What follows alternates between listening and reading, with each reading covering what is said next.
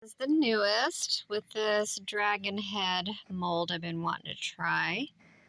This one, the Dragonhead, is fancy jasper, and then it's got gold rutile quartz underneath that. And then the metals are aluminum,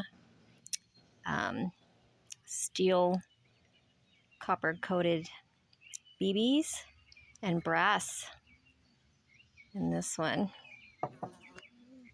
And then this one is howlite as the dragon with black obsidian underneath. And then this one I just did all aluminum. And I don't know if you can see the sparkles in that one. And then this one was also a fun mold. It's like a little cluster of crystals. This one is lapis lazuli, labradorite, clear quartz, and then aluminum and blue glitter and sparkles.